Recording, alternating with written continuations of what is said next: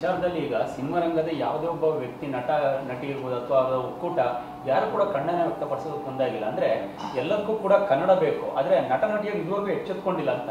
ನೋಡಪ್ಪ, ಯಾರು ಎಚ್ಚೆತ್ಕೊಳ್ಳಿ ಬಿಡಲಿ, ಈ ದೇಶಕ್ಕೆ ಈ ಒಂದು ಭಾಷೆಗೆ ಕನ್ನಡಕ್ಕೆ ಸಾರ್ವಭೌಮತೆ ಇದೆ, ಕನ್ನಡಕ್ಕೆ ಸಾರ್ವಭೌಮತೆ ಇದೆ.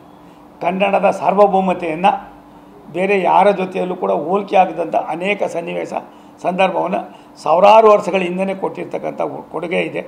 ಆದ್ದರಿಂದ ಇವು ಯಾರು ಚಿಟ್ಟೆಪಟ್ಟೆ ಕಮಲಾಸನ್ ಪಮಲಾಸನ್ನು ಇವರೆಲ್ಲ ಶಿವರಾಜ್ ಕುಮಾರ್ ಅವರು ಕೂಡ ಅವ್ರಿಗೆ ನನಗೆ ನಿನ್ನೆ ವೇದಿಕೆಯಲ್ಲಿ ಮಾತನಾಡಲಿಕ್ಕೆ ಆಗದೇ ಇದ್ದಂಥ ಸಂದರ್ಭದಲ್ಲಿ ನಂತರ ಮಾಧ್ಯಮದಲ್ಲೂ ಕೂಡ ಈ ಒಂದು ವಿಚಾರನ ಶಿವರಾಜ್ ಕುಮಾರ್ ಅವರು ಚರ್ಚೆ ಮಾಡಿಲ್ಲ.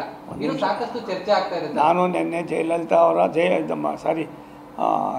ಜಯಮಾಲ ಅವರ ಸ್ಟೇಟ್ಮೆಂಟನ್ನು ನೋಡಿದೆ.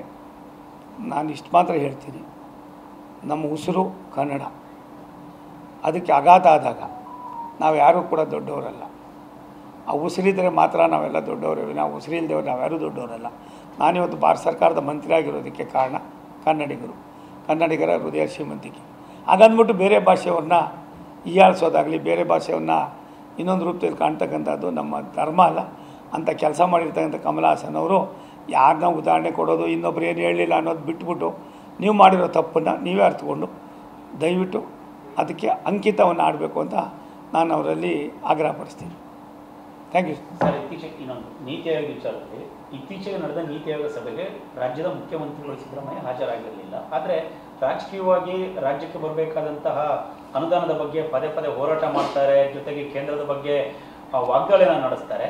ಪ್ರಮುಖವಾಗಿ ಚರ್ಚೆ ಮಾಡಬೇಕಾದಂತಹ ಒಂದು ಪ್ಲಾಟ್ಫಾರ್ಮ್ಗೆ ಭಾಗಿಯಾಗಿ ಅವ್ರು ಚರ್ಚೆ ಮಾಡೋದಕ್ಕೆ ಮುಂದಾಗಿಲ್ಲ ಅನ್ನೋದು ಅವ್ರು ಮಾಡಿರ್ತಕ್ಕಂಥದ್ದು ನಿಜವಾಗ್ಲೂ ಕೂಡ ಅವರ ಒಂದು ರಾಜಕೀಯ ಇತಿಹಾಸ ಏನಿದೆ, ಅವ್ರು ನಡೆದು ಬಂದ ದಾರಿ ಏನಿದೆ, 2 ಬಾರಿ ಮುಖ್ಯಮಂತ್ರಿಗಳಾಗಿ 15-16 ಬಾರಿನೋ ಕ್ಯಾಬಿನೆಟ್ ಇದನ್ನು ಆಯವ್ಯಯವನ್ನು ಮಂಡನೆ ಮಾಡಿದಂಥ ವ್ಯಕ್ತಿ ಆ ಮೀಟಿಂಗ್ ಹೋಗಿದ್ದು ನಿಜವಾಗ್ಲೂ ಕೂಡ ಸರಿಯಾದ ಕ್ರಮ ಅಲ್ಲ. ಸಿದ್ದರಾಮಯ್ಯನವರಂಥವರು ಅನುಭವಿಗಳು ಇಂಥ ತಪ್ಪನ್ನು ಮಾಡೋದ್ರಿಂದ ಮುಂದಿನ ಪೀಳಿಗೆಗೆ ಎಲ್ಲ ಒಂದು ಕಡೆ ಬೇರೆ ಕೆಟ್ಟ ಸಂದೇಶ ಹೋಯ್ತದೆ. ಇದನ್ನು ಆಗಿರ್ತಕ್ಕಂಥದ್ದನ್ನು ಇನ್ನು ಮುಂದೆ ಮಾಡಿದಾಗೆ ನೋಡ್ಕೊಳ್ಳೋದು ಅವ್ರ ಕರ್ತವ್ಯ.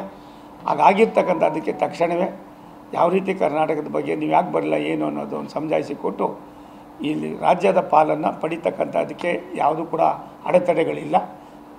ಭಾರತ ಸರ್ಕಾರ ಸನ್ಮಾನ್ಯ ನರೇಂದ್ರ ಮೋದಿಯವರು ಯಾವುದೇ ರಾಜ್ಯಕ್ಕೂ ಕೂಡ ಒಂದು ಸಣ್ಣ ಅಪಚಾರವೂ ಕೂಡ ಮಾಡಿದಾಗೆ ತಮ್ಮ ಆಡಳಿತದಲ್ಲಿ ನಮ್ಮನ್ನೆಲ್ಲವೂ ಕೂಡ ಸರಿದಾರಿಯಲ್ಲಿ ಕೊಂಡೊಯ್ತಕ್ಕಂಥ ಪ್ರಾಮಾಣಿಕವಾದ ಕೆಲಸವನ್ನು ಮಾಡ್ತಾಯಿದ್ದಾರೆ. ಆದ್ದರಿಂದ ಸಿದ್ದರಾಮಯ್ಯನವ್ರು ಮಾಡಿರೋ ತಪ್ಪಿಗೆ ಸಿದ್ದರಾಮಯ್ಯನವೇ ಹೊಣೆಗಾರಿಕರು. ಅವರು ಅದನ್ನು ಅರ್ಥ ಮಾಡ್ಕೊಂಡು ಕೆಲಸ ಮಾಡಿದ್ರೆ ರಾಜ್ಯಕ್ಕೆ ಒಳ್ಳೆಯದು, ಅವ್ರಿಗೂ ಕೂಡ ಇತಿಹಾಸದಲ್ಲಿ ಉಳ್ಕೊಳ್ಳೋದಕ್ಕೆ ಅವಕಾಶ ಆಗ್ತದೆ. ಅದನ್ನು ಬಿಟ್ಟು ಏನೋ ಮಾಡ್ತೀರಿ ಅಂದರೆ ಎಷ್ಟು ದಿನ ಇದೆ ಅಷ್ಟು ದಿನ ಮಾಡ್ಕೊಂಡು ಹೋಗಪ್ಪ, ಒಂದಿನ ಅಲ್ಲ ಒಂದಿನ ಅವಕ್ಕೂ ಕೂಡ ಅಂತ್ಯ ಆಗೋ ಕಾಲ ಬರ್ತದೆ ಅನ್ನೋ ಅಷ್ಟು ಮಾತ್ರ ನಾವು ಹೇಳ್ಬೋದು.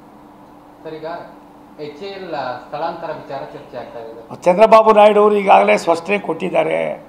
ನಾವು ಆ ಥರ ಕೇಳಿಲ್ಲ ಅಂತ ಅಂದ್ಬಿಟ್ಟು ಸುಮ್ಮನೆ ಏನೇನೋ ಇಲ್ಲ. ನಮ್ಮ ಯಾವುದೇ ಕಾರ್ಖಾನೆಗಳು ನಮ್ಮಿಂದ ಸ್ಥಳಾಂತರ ಆಗೋದಿಲ್ಲ. ಭಾರತ ಸರ್ಕಾರ ಯಾವುದೇ ರಾಜ್ಯಗಳಿಗೆ ಏನೇನ ಹಕ್ಕನ್ನು ಈಗಾಗಲೇ ಕೊಟ್ಟಿದ್ದಾರೆ, ಬಳುವಳಿಯನ್ನು, ಅದನ್ನು ವಾಪಸ್ ಪಡಿತಕ್ಕಂಥ ಕೆಲಸವನ್ನು ನಮ್ಮ ರಾಷ್ಟ್ರದ ನಮ್ಮ ನಾಯಕರಾದ ಸನ್ಮಾನ್ಯ ನರೇಂದ್ರ ಮೋದಿಯವರು ಆ ರಾಜ್ಯದ ಅಭಿವೃದ್ಧಿಯಲ್ಲಿ ಭಾರತ ಸರ್ಕಾರದ ಕೂಡ ಒಂದು ದೊಡ್ಡ ಸಂದೇಶ ಇದೆ ಅಂತ ತೋರಿಸ್ತಕ್ಕಂಥದ್ದಿದೆ. ಅಂತ ಸಣ್ಣ ಪುಟ್ಟದಕ್ಕೆ ಚಿಂತನೆ ಮಾಡೋದು ಇಲ್ಲ. ಹಾಗಂತ ಅಂದ್ಬಿಟ್ಟು ಚಂದ್ರಬಾಬು ನಾಯ್ಡು ಸಾಹೇಬರು ಆ ರೀತಿ ಕೇಳಲೂ ಇಲ್ಲ. Thank you.